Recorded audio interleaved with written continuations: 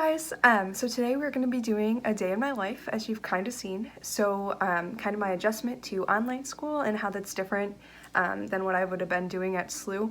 So we already have some videos posted if you're interested, and I can try to link them in the bio if I can figure it out. But you can kind of compare what I did at SLU, I should say, not what I'm doing, because I'm not there currently, to what I'm doing now since we've been transferred to online school.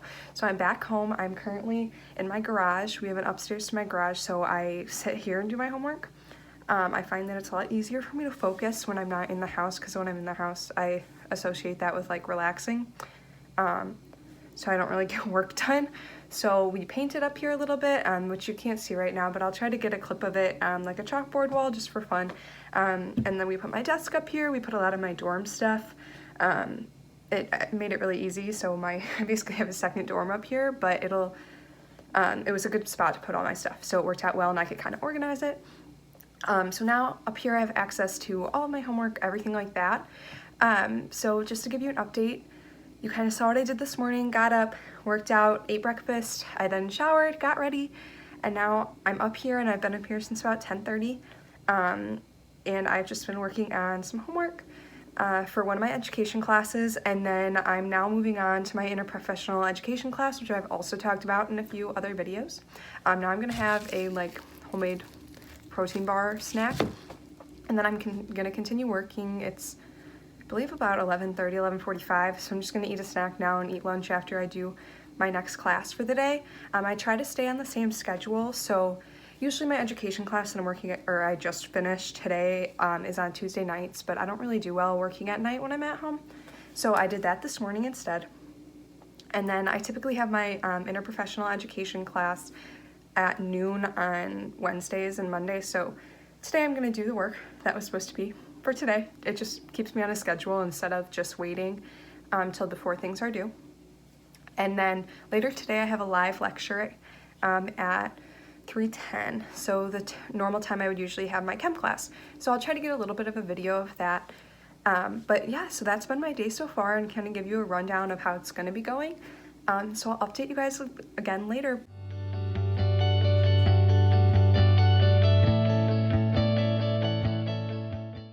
Hey Maddie, hi everybody. It's great to see you, and I hope that everybody is staying healthy and doing well during this really unprecedented time. I want to start this video and my response to Maddie by saying, first of all, Maddie, how proud I am of you. This has really been such a unique, stressful situation, and I feel like you are handling yourself with such grace and have really worked hard to make this transition as seamless as possible for you.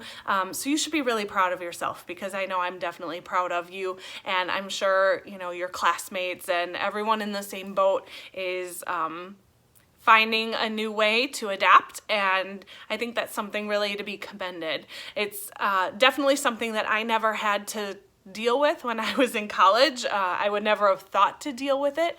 I can only imagine that you're back in your second semester of your freshman year, and I know that was kind of when I really felt like I was getting into my groove. I knew where things were. I had a good group of friends, and to have that all uprooted unexpectedly in the middle of that semester and have to move back home but still continue with school in a totally new format would be very stressful. So I think that you are doing such a great job with managing this new way of life for right now. And as a mom, I can only see how that's affecting my own family. I have a high schooler and a middle schooler, if you guys don't remember, and we just found out yesterday that our schools are going to be closed for the remainder of the school year.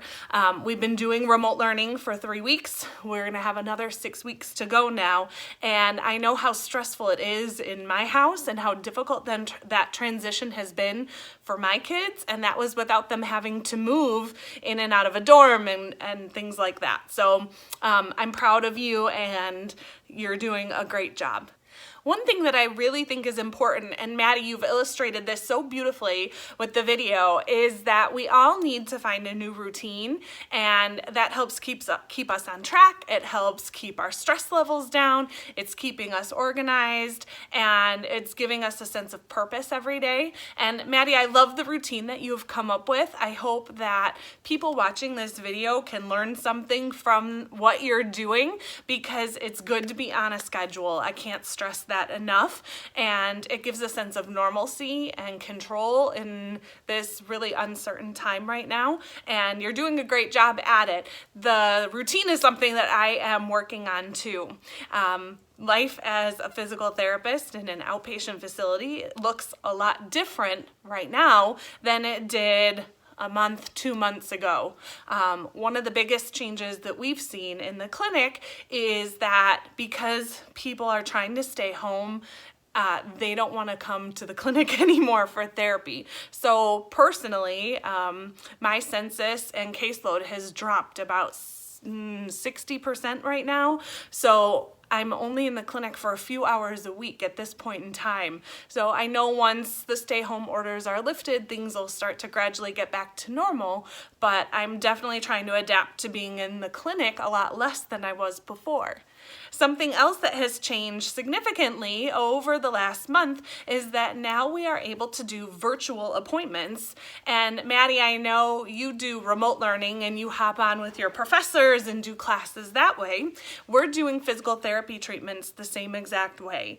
And thank goodness for Zoom and all of these other video conferencing software that's out there right now. I don't know what we would do without this technology, but I have been able to meet with several of my patients virtually, and we do therapy that way. The only thing that I don't like about it is that I can't get my hands on them, and you know, and you will find out as you go through school, that getting our hands on people is really one of the most important things, I think, of what we do.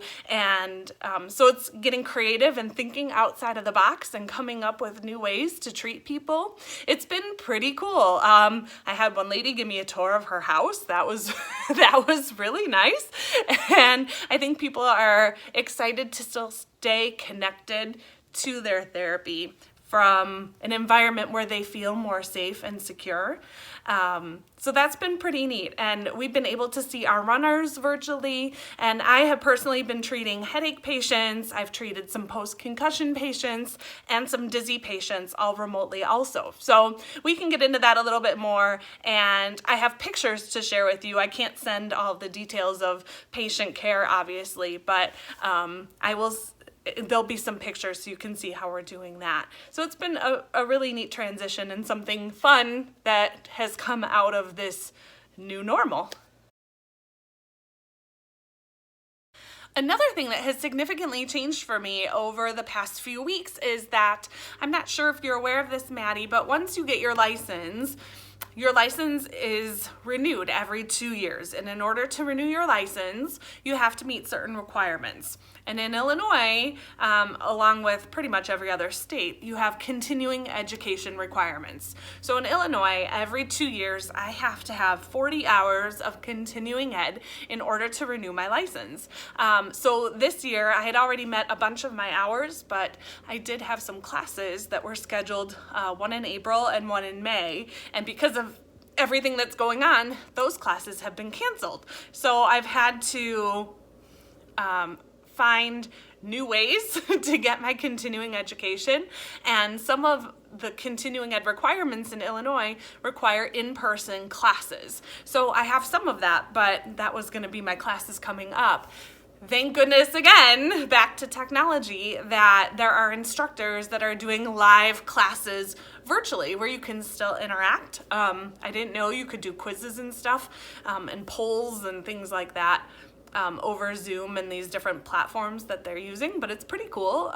Maddie, I'm sure you know more about it than I do, but I have started taking live classes once or twice a week. I have found these 2-hour programs, so I'll be able to get all my continuing ed requirements done that way because my license is up for renewal in September. So that's kind of exciting. I just took a class yesterday on positional vertigo, which is one of my favorite things to treat. So this was a really fun class to take.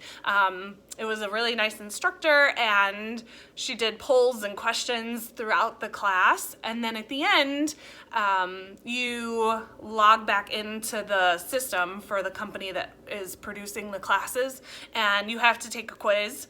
And I'm very proud to say that I got 100 on my quiz. I had to throw that in there because I still get nervous taking tests, Maddie. It's crazy, but I got 100, so I got my continuing ed hours for that class, and I have another one coming up in a couple weeks on brain injury. So it's been a fun way to adapt to meeting all the requirements that I need for my licensure.